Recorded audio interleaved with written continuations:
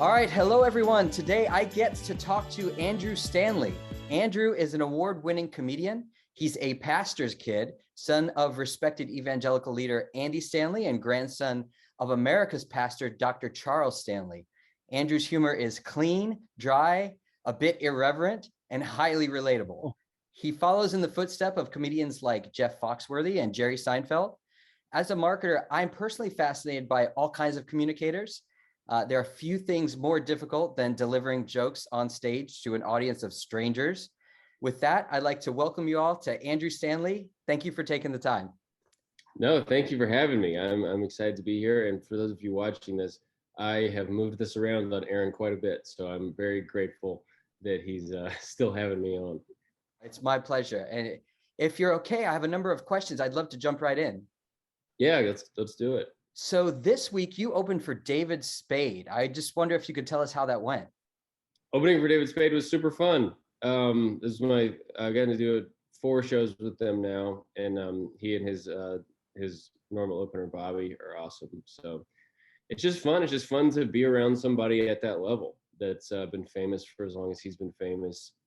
See how they move and how they work on their material, and it's the same thing with some other guys I've worked with that have had long careers. It's just so cool to me that they still love it and they still do it even when they certainly don't need to be. Before I was a comedian, I was a budget analyst, and no one at my budget analyst job was like, man, I hope I can do this and to just as long as possible. What drew you to comedy in the first place? I always loved funny TV shows. I think in high school, especially watching The Office, I just could not get enough of it. And there's just something about that style of comedy that was so just like, I don't know how this gets created, but this is my favorite thing. And as I got older, I started to be like, well, how do they make that? I mean, somebody has to sit in a room and write that stuff, I guess. And then and so I was like, man, I would love to be involved in creating stuff that makes me feel the way The Office made me feel when I was in high school. And then it kind of led me a roundabout way into doing some open mics, some stand-up open mics at the Laughing Skull Lounge here in Atlanta. And that kind of stuck, and I just kept doing it and started to get some opportunities. And next thing you know, I'm quitting my job and just doing this. I heard you started out wanting to be a comedy writer. Do you still consider yourself to be a comedy writer? Yeah, originally that's kind of what I wanted to do. I was never a person that just wanted to be the center of attention or be on stage. That's not my natural wiring at all. And so after college, I was working in finance, and was just like, I feel like I'm funny, but I don't know how that's going to be a job. I don't know, what even jobs can you do with just thinking that you're funny? So I got connected with this guy that does comedy writing for a job. And I said, what can I do? What should I start doing now to put myself in a position to be able to do something in this comedy realm? Because that's what I like. And he said, all right, I'll help you. But first I want you to do 5 minutes to stand up at an open mic comedy club, and let me know how that goes. And so he made me do stand up the first time. I don't think I ever would have just organically gotten there. I don't think I would have been like, you know what I should do? Well, one of my goals should be is to do stand up. Like I would not have gotten there unless somebody said, hey, for me to help you do this thing you think you want, I need you to do this first. So I'm eternally grateful to Scott Dunn in Nashville, Tennessee for making me do open mic. Can you tell me, what other comedians do you study and look up to? You talked about David Spade. Are there others? Oh yeah, I mean, it's always changing, and the more you get a little jaded doing stand up and being in comedy clubs and just being around comedy every single night, that then sometimes the last thing you want to do is sit on the couch and watch some more stand up. But there are definitely some guys that I admire a lot. Some of the people working right now that I love. Nate Bargatze is an easy one. I remember going to see him when he was just doing, co-headlining gigs in comedy clubs before he blew up. And he's always just been one of the funniest to me. And also he was really inspiring to me when I was starting out, because so like me, he's he's slower on stage, and he doesn't have to be the physical comedy guy. Which to me, starting out, I was like, I don't think I'll ever be the physical guy. I don't think I'm going to be the loud guy, the guy running around on stage. So to see somebody doing it at as high a level as Nate does it, and not having to do some of that stuff I didn't feel capable of, was really inspiring to me, and still is. Yeah. And on the other side of that, I love guys like Rory Scovel, who does all that stuff and is so animated and loud and impressions and improvising all the time. And just on the total other end of the spectrum, so impressive to me. And I love to watch anything he puts out. Maria Bamford is awesome. The way she's navigated her career is really cool. She's done some really cool interviews, and is hilarious on stage. So those are three that I would definitely recommend. But there's so many; it's tough to name them. I've heard you mention Steve Harvey. I know also, yeah, and I know also Jeff Foxworthy is a family friend, and I was wondering how influential he was in your decision to get into comedy. Yeah, no, Jeff. It's funny. I have a picture on my Instagram of me and Jeff on a mission trip when I was like 12 years old, and we're in Kenya with all these kids around us, and so yeah, he's kind of been a family friend for as long as I can remember. I never really knew him. He was just one of my dad's friends, and he was the first comedian I ever saw. I don't know how old I was, maybe 10 or 11, and my parents took me to a show where he was performing, and I just remember being like, wow, I didn't know this was a thing. This is cool. But when I started getting interested in figuring out if I was funny, my dad was just like, why don't you call Jeff? And I was just like, Foxworthy? Okay. So I was like, hi, Jeff. I don't know if you remember me from Kenya, but I would love to talk to you about my future career in stand-up, or in not even stand-up, just in comedy writing. And then he's the one that actually ended up, he took me to lunch and then kind of heard what I wanted. And then he's the one that connected me with Scott in Nashville, who's the one that made me do my first open mic. What a great model. Jeff is such a brand. He's iconic at this stage. Yeah, he's still doing it at a very high level. It's amazing. I've gotten to open for him a few times, and he's the same as I was saying about Spade. He's just still loves it. He's still in the green room trying to figure out, all right, is it funnier if I do this one first or this one first, and is this a better way to say it? And it's so fun for me, who's thinking about that stuff all the time, because I'm in the beginning of my career. But he, who has accomplished everything, is still worried about those same things. So that's what really inspires me, seeing those guys still in the weeds of trying to make their jokes the best they can be. Let's talk about your dad and grandfather for a moment. I just want to ask you, they're master communicators. So I wondered if you learned anything from them about communication and delivery. Yeah, I always tell people, I think that growing up in church kind of gives you an advantage when it comes to public speaking, because you're seeing it every week. You're seeing somebody who's prepared a new speech, get on stage and deliver it to a room full of people in the morning, which is the toughest crowd ever. People that had woken up just a few hours ago had to get their kids dressed, and then you're like, hey, why don't you listen to me for 40 minutes?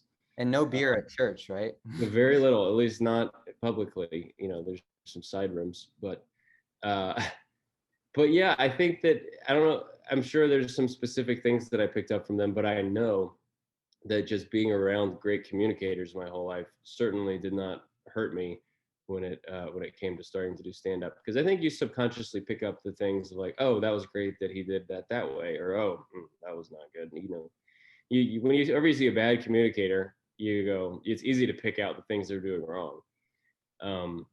So the more you expose yourself to people who are on stage talking, the more you're gonna just inherently know some of that stuff.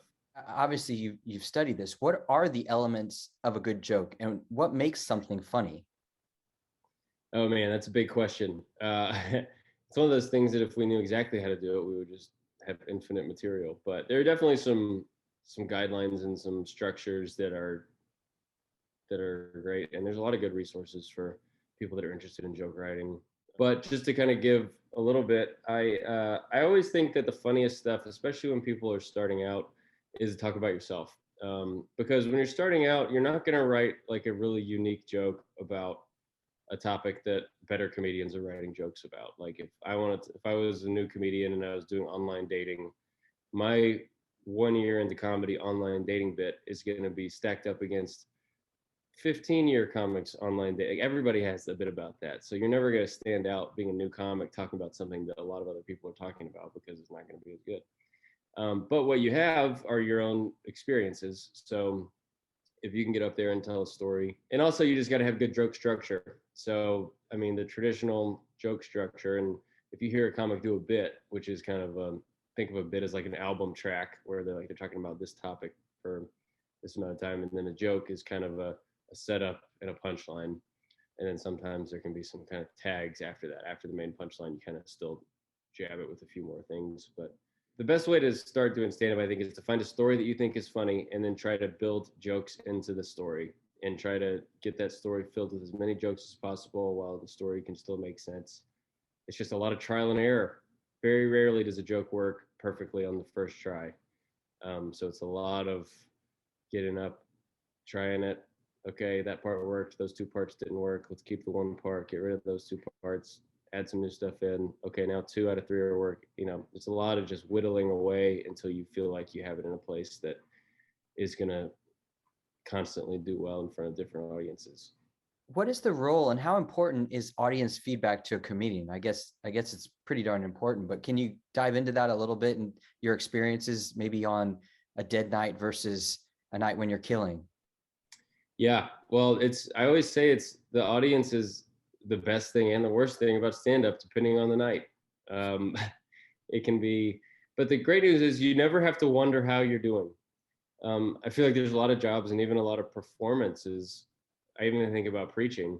I would ask my dad, like, how do you know if that was a good sermon? Like, because there's no, unless you're in a church where people are being really vocal back to you, which our church is not.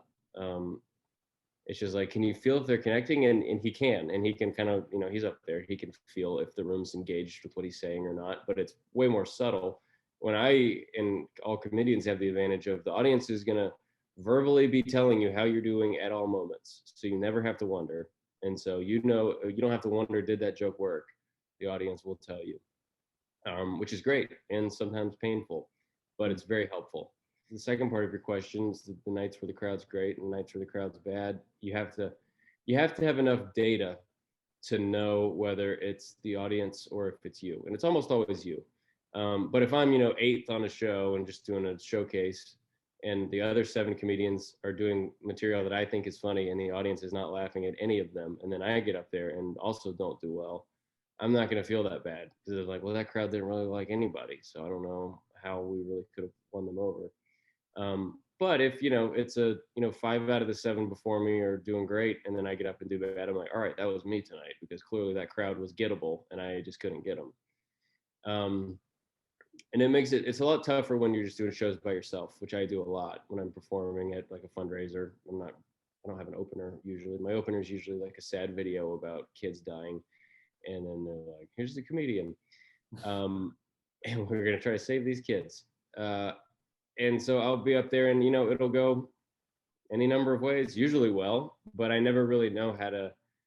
It's tougher when you don't have any other data from the show to know, oh, I got that crowd as far as they were going to go, or oh, there was more left on the bone there. You have jokes that you have done enough times that you know what they deserve, which makes it easier when a crowd doesn't like them, because you're like, all right, well, 99% of crowds like it, so I know it's not a problem with that. But with new jokes, you're paying a lot more attention to the crowd reaction, because that's your first data on that joke, so you got to give it a little more weight. How important are things like body language, timing, facial expressions? I mean, I imagine they're super important. I've watched your set, and they seem to be part of the formula. And I wondered, how do you hone that? Wow, that's a big question. Let me try to answer those one at a time. I'll say timing is important for every comedian. I mean, and not everybody has to use the same timing, but I think that within each bit and within each kind of persona that a comedian would have, their timing is very important. And that's what was really tough about doing virtual shows during COVID, is that when you don't have that live audience in the room, it throws off your timing because you're used to telling a joke and then giving some space for the audience to react and then going into your next thing. But in the virtual shows, it totally disrupts your timing. So I had to learn, hey, don't let the lack of feedback you're getting prevent you from staying in your timing that you know works. And there are some adjustments you have to make because the format is different. But for me, it was remembering, don't let this shift in the way the audience is watching pull you out of what makes your timing good.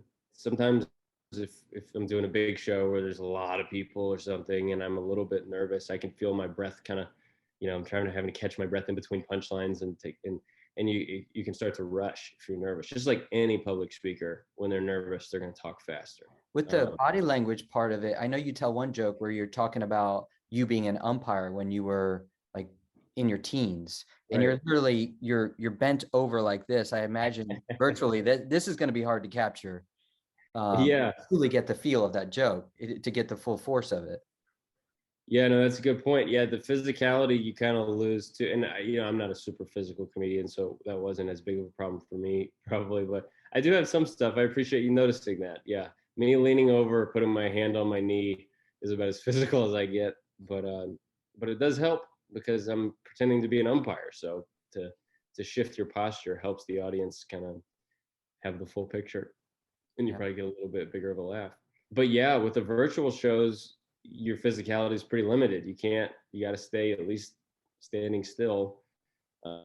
Pretty much anything from your shoulders up, you can play around with, and your face. You might have to lean a little more on the facial expressions, which is the other thing I know you brought up. So I do think that kind of helped me with I'm not a very intentionally expressive comedian on stage. I'm never thinking, say the joke and then make sure you do the face after you do the joke. And maybe some comedians are like that. I think most are probably just doing what feels natural, or you do it one time and get a big laugh, so then you just remember to do it. But I think it helped me in the Zoom shows to be able to see myself while I'm performing. That's a new thing. There's never a time where you're doing a show and you can see exactly what the audience is seeing. And so when you're doing a virtual show, I was guilty of this. I'm probably guilty of it in this interview. I'm just like staring at myself for some reason, which makes no sense. But that's how vain we all are. I'm doing it too. Don't worry. I know. Isn't that so weird? We just stare at ourselves instead of the camera or the other person. Yeah. But I think it did make me more expressive when I was telling some of my jokes virtually, because I was watching myself and was like, why do you just have a dead face during that? Give it some pizzazz, So I'm going to try to become more of a pizzazz comic. I've seen you include improvisation and ask questions of the audience in your set and then have to react to those. How do you get proficient at something like that? That seems difficult. That's something that is not natural to me. I appreciate you saying that. I'm trying to do more of that, and I'm trying to make myself do that more because it's a really valuable tool to have as a comedian, especially in shows that are not going great, or if it's a rowdy audience. The ability to, let's pause my material and check in with somebody. Sometimes it's just about proving that you're not on autopilot, because as comedians, we can be guilty of just get on stage, start your jokes, we know the words, we know what to do, and get out of there. And sometimes the audience can sense that. They can sense, oh, well, he did his thing. But even just I always try to do at the beginning, if I'm doing a long set, especially, just say something about the room or the city or the town, just to let them know, hey, I'm here. Like, I'm not just rolling on stage, don't care where I am, pressing play on my act and then getting out of here. So if you can say something personal or something that you wrote that morning, the audience appreciates it a lot. And also just being able to do crowd work is really valuable, because there's some audiences that just really like that. And it's fun. It's fun because from night to night, even in the same room at a comedy club, it can be different. And one night you're doing your act and it's going pretty well, and then you say something to somebody on the front row and that gets like a huge laugh. And you're like, oh, that's what they like. Okay, maybe I'll do a little bit more of that tonight. Or there's some nights you open up and start trying to, ask, who's dating or how do you guys know each other? And you can tell they just do not like that at all. They're just like, oh, please just do your jokes. And then you do your act and it goes great. And all right, well, I'll just tell the jokes tonight. But if you're not able to do that crowd work, then you never have the option. So it's important, I think, in the comedian's arsenal to be able to do that at least some level. And some people are so good at it, and it's so natural, and I'm jealous of them. What I've tried to do recently is to try to kind of help myself develop that skill a little more, is to build some moments into some jokes that I have where I can ask the crowd a question about something kind of specific that's within my joke. And it's almost a question where I know all the possible answers. I don't know what they're going to say, but I know there's 10 things they can say and I have a response for all of them. An example I think of that is when you talk about your job, you were homeschooled and your job as a teenager, and you asked the crowd, what are some jobs that you all did as a teenager? And one guy said, I mowed lawns. And you're like, yeah, that got me out of the house. I could see other homes, stuff like that. Or oh yeah. yeah, it was like, yeah, because you were in the home with your mom and she's the only person you get to learn from. And so all you know how to do is bake and do mom stuff. Stuff like that. It was very spontaneous. And I think there was. yeah. And that's one that's a little braver. I say, did anybody here have a weird job when they were in high school? Because usually if they had a weird job I don't like to ask, what did you guys do in high school? Because there can be a lot of boring answers that will be tougher to maybe make funny, or at least it'll just be a pain to have to be like, all right, you're a paper delivery guy, all right. But if I say, did anybody have a weird job in high school? The answers are always like, I was the Chuck E. Cheese mascot at our local Chuck E. Cheese, and then that's easy to riff on. So it's kind of a leading question that I don't know what they could say anything, but if I say, did anybody have a weird job when they were, then that's going to get something that even when the person says it, it's probably going to make the audience laugh before I even respond. It's almost saying, does anyone here have a joke? Yeah. Which is cheating. It's kind of cheating. But I've got some really funny answers. So I know no matter how that crowd work goes, it might lead to nothing, but I have a bunch of stuff still on that same topic to just jump to if I just want to skip whatever they say. So that is an example of kind of how I build some structured crowd work in. So I'm trying to get better, and I'm trying to build more stuff like that in that makes it personal, without it just opening the floodgates of let's talk about whatever you guys want. Because you can, especially in a crowd where they're drinking a lot, if you start to invite them and say, hey, it's okay for you guys to talk too, then they're like, all right, message received, we're going to talk the rest of the night. And that's not what you want. So you kind of have to be careful how much you invite the audience to participate, because they might, if you give them an inch, then they take a mile. Along those lines, I was wondering which patrons are tougher, churches, business groups, or nightclubs? It's I don't really have a great hard and fast answer for that. It just kind of depends on the group. And, the churches, there can be some churches that are extremely tough to win over, because sometimes they're all 75 years old and it's like, all right, this is the hardest gig. And then I've done corporate gigs where it was electric and it was the most fun people ever. And I was like, this is like a comedy club. And some corporate gigs where they, just stare at their phones the whole time. And so it really depends. I don't have a good answer for that. I like comedy clubs the best because it's a mix of everybody. It's people from all different backgrounds, very diverse. And they all came for one reason, and it's because they want to laugh. And that's not always the case at a corporate event or a fundraiser or a church gig. So comedy clubs to me are the best. It's the best place to learn whether or not material is good or not. Because it's easy to get, if you just do shows in churches, to just write jokes that work for church people. And then you go try to do those at a comedy club and people are like, we don't even understand your setup. But a comedy club is everybody. So I like to test material there, and I really only like to put it in my act if I know it will also work there. You're a clean comic, as we discussed at the top. Why is that important for you? Why is it important for you to be a clean comic?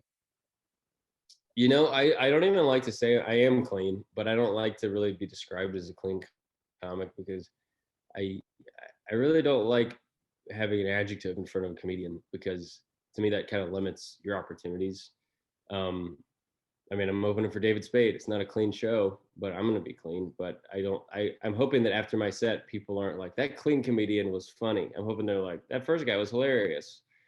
And was he clean? Like, I hope that's an afterthought for people, because I don't want it to feel like I'm holding back. Like if only I could go to this other gear that I have. Like, it's just kind of authentic. Like I'm not really like a filthy person, so I don't think it would come across authentic if I was doing filthy comedy. To me, it's more about being authentic than it is about whether or not somebody should be clean or dirty or whatever. It's so personal. But I will say that being clean gets you a lot of opportunities, and you can start making money a lot faster. I don't know. There's a lot of things that without being a famous comedian, you can start making a lot of money, and they're almost all you have to be clean. So it definitely pays off. And if you want to be on TV, you got to be clean, unless you're going to jump straight to Netflix or HBO. But if you want to do the Tonight Show or really anything on any network TV, you got to be at least PG-13. So it definitely has helped me. It helped me become a full-time comedian way faster. My last question for you is just, what's next for Andrew Stanley? Good question. I would love to know. It feels like we're kind of out of this COVID thing where everything was getting shut down and we're not sure. Every show that gets put on the calendar is like, well, 50-50, it'll be canceled. So it's back feeling like the calendar is really full, which is great. So I'm kind of taking this year as like kind of get back on my feet, do as many shows as I can, try to build some new material. There's probably going to be some sort of album or special within the next 12 months, hopefully. I also have a podcast, which I would love to promote. I've been doing that for almost a year now with my buddy, Aaron Chewning. The podcast is called No Worries If Not, because we're both unassertive guys trying to figure out how to be assertive. We've interviewed all kinds of people, from some Major League Baseball players, a lot of comedians, a gemologist, a battle rapper. And so we just like to goof around, talk to some interesting people. So that's been really fun, and hoping to grow that a lot in the next year and add some video stuff. But yeah, I'm just so happy to be doing stand-up pretty much every day again. It feels great. Well, Andrew, thank you for joining me today. This was a lot of fun. I appreciate the insights, and I look forward to continuing to follow your career. No, thanks so much for having me on, Aaron. I really appreciate it. You're very good at this.